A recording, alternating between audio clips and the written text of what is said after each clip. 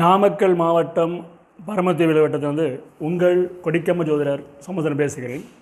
எண்ணுள் கலந்து எண்ணில் நிறைந்து எண்ணை வழிநடத்தும் திருமுருகன் திருவிளக்கு கோடான கோடி நன்றிகள்.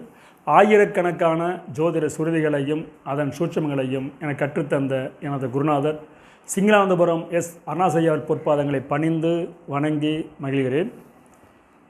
நமது காணொளியை தொடர்ந்து பார்த்து கொண்டிருக்கும் ஆதரவு வழங்கி கொண்டிருக்கும் என் ஜோதிட சொந்தங்களுக்கும் எனது மாணவர்களுக்கும் எனது வாடிக்கையாளருக்கும் கனிவான வணக்கங்களும் வாழ்த்துக்களும் நன்றிகளும்.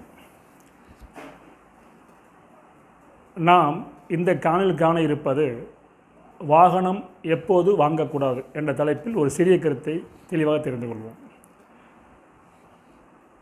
நமக்கு நம்மை சேரும் நட்பாக இருந்தாலும் உறவாக இருந்தாலும் ஒரு பொருளாக இருந்தாலும் வாகனமாக இருந்தாலும் வீடாக இருந்தாலும் எதுவாக இருந்தாலும் அதில் நன்மையும் உண்டு தீமையும் உண்டு, இதில் மாற்று கருத்தில்லை. ஆனால் ஒரு வாகனம் வாங்கின்றோம் என்றால் அந்த வாகனத்தால் நன்மை ஏற்படுமா, யோகம் ஏற்படுமா, வளர்ச்சி இருக்குமா, மகிழ்ச்சி இருக்குமா என்று கவனிக்க வேண்டும்.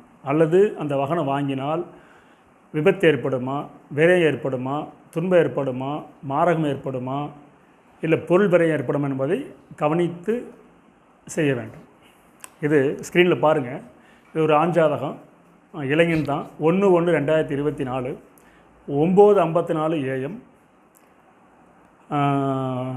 பிறக்கும்போது நட்சத்திரம் அசுவ நட்சத்திரம், பாதம் 2ஆம் பாதம்.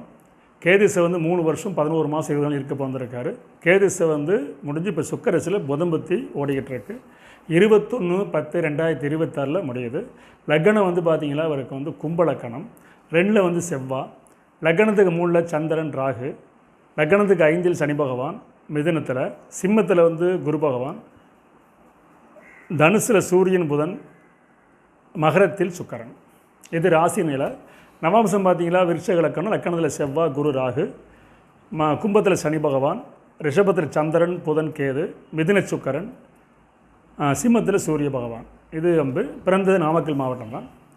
பார்த்தீங்களா இந்த பையன் பி படிச்சிட்ருக்காரு, முடியர் திருபாய் தான். ஆனால் இவர் நம்முடைய வாடிக்கையாளர் தான். அடியன் சொன்ன வாசகம், ஜாருக்கு சுக்கரசை முடியும் வரை 2 சக்கர வண்டி வாங்கித்தர வேண்டாம் என்று அடிக்கடி சொல்லுவோம். 3ஆம் வருஷம் படிக்கும்போது எனக்கு அவசியம் வண்டி வேணும்னு அடம்பிடிச்சு வாங்கி அதனால் விபத்து ஏற்பட்டு எதிராளி இவர் போய் மோதி இவர் இறந்து வழக்கு, சிறைவாசம், பொருள் விரயம், மன உளைச்சல் அனைத்தும் செஞ்சாச்சு. அதுக்கு என்ன காரணம் கேட்டீங்கன்னா கிரக இன்பம் தான். ஒரு பாடல் பாருங்கள், ஜாதக பாரிஜாதக பாட்டு, அருமையான பாட்டு.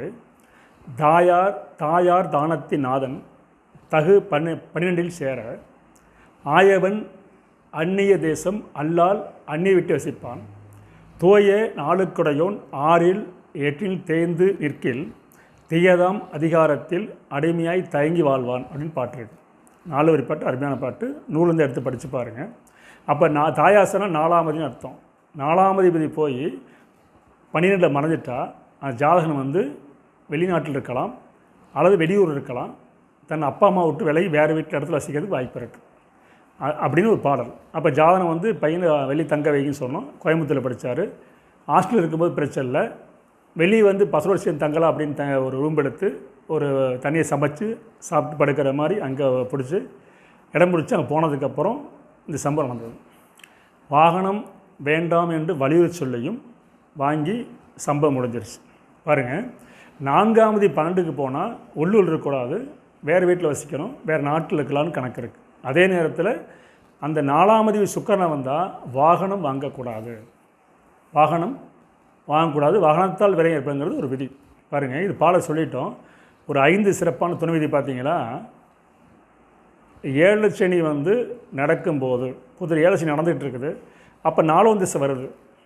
அந்த 4ஆம் தேதி 12ல் மறைஞ்சிட்டார். அப்பவும் வாகனம் வாங்கக்கூடாது.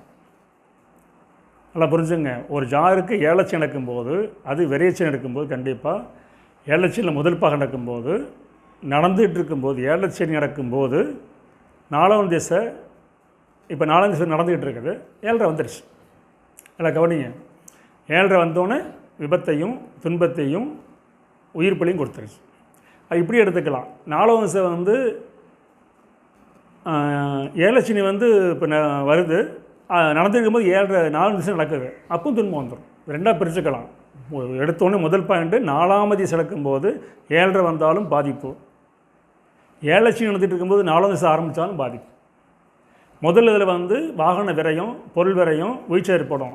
ரெண்டாவது இதில் வந்து பார்த்திங்கன்னா வாகனத்துக்கு விரை ஏற்படும், உயிர்ச்சதை வராது. 2 மூணாவது பார்த்திங்களா, ஒரு ஜாதகத்தில் வந்து 4ஆம் திசை நடைபெறும்போது லக்னாதிபதிக்கு அவருக்கும் தொடர்பு இருக்கணும். ஒரு பொருளை அணிவிக்க தகுதி வேண்டுமென்றால் லக்னாதிபதிக்கும் 4ஆம் தொடர்பு இருந்தால் மட்டுமே அந்த திசை நடந்தால் வாகனம் வாங்க வேண்டும். அப்படி இல்லைன்னா வாகனம் வாங்கக்கூடாது. வேறவங்களை போட்டு வாங்கிக்கலாம். இப்போ இவர் பேரில் வாங்குறது கூடாது. பாருங்கள் விதி 3ஆவது விதி பாருங்கள். லக்னாதி யார்? சனி பகவான். எங்கே இருக்கார்? மிதுனத்தில் இருக்கார். 4ஆம் வயசு எங்கே இருக்கார்? 12 இருக்கார். 2 தொடர்பு இல்லை. அப்போ ஜாதருக்கு வாகனம் வாங்கக்கூடாது. வாகனத்தால் அமைப்பில்லை, துன்பம் வந்துடும். படித்து சொன்னால் கேட்கல. சரி, அடுத்தபடி பாருங்கள். பார்த்தீங்கன்னா ஒரு ஜாதத்தில் அஷ்டமாதிபதி நடைபெறும் காலத்தில் அல்லது அஷ்டமாதிபதி நடைபெறும் காலத்தில் அவரோட சூரியன் சம்மந்தப்பட்டால் அந்த ஜாதகத்தில் வாகன விபத்து ஏற்படும், எலும்புறிவு ஏற்படும். இவர் பாருங்கள், 4ஆம் அஷ்டமாதிபதி யார்? புதன். யாரோட சேர்ந்துருக்காரு? சூரியனோட சம்மந்தப்பட்டிருக்கார். இப்போ அவர் புத்தி ஓடிக்கிட்டு இருக்காரு. அப்போ 4ஆம் திசையில் 8ஆம் புத்தி நடக்கும்போது அல்லது 8ஆம் திசையில் 4ஆம் புத்தி நடக்கும்போது சூரியன் சம்மந்தப்பட்டால் அப்போது வண்டி வாங்கக்கூடாது. அப்படி வாங்கினால் விபத்து நிச்சயம். அதான் மீண்டும் விதி நினைப்படுத்தும் பிறகு அருமையான விதி.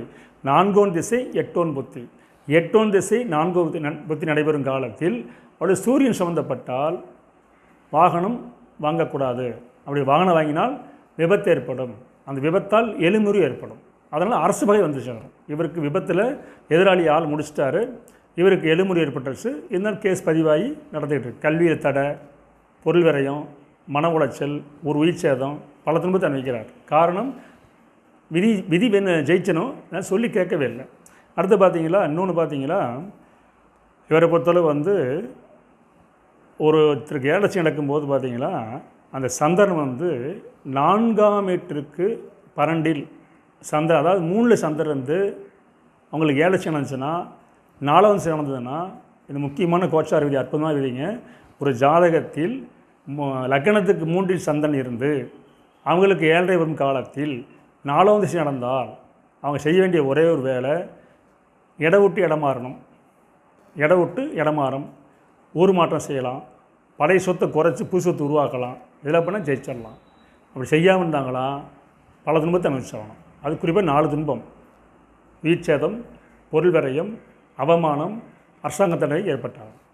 இந்த ஜாதகருக்கு இந்த பாடலை பாடி ஜாதனுக்கு 4ஆம் தேதி 12 மறைஞ்சிருக்கிறனால, திசை நடக்கிறனால, லக்னாதிக்கு ஒரு மறைஞ்சிருக்கிறனால ஒரு கணக்கு வச்சுங்க.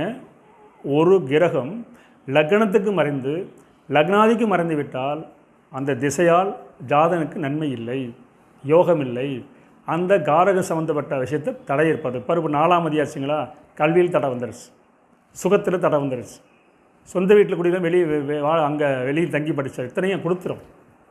தாய்ந்த பேச்சை கேட்டிருந்தாருன்னா இவரால் இப்போ வந்து இவ்வளோ துன்பம் அனுப்பிச்சிக்க வாய்ப்பில்லை, கிரகம்தான் ஜெயிக்கும் என்று கூறி மீண்டும் அடுத்த சந்திப்போம். நன்றி, வணக்கம், வாழ்க வளமுடன்.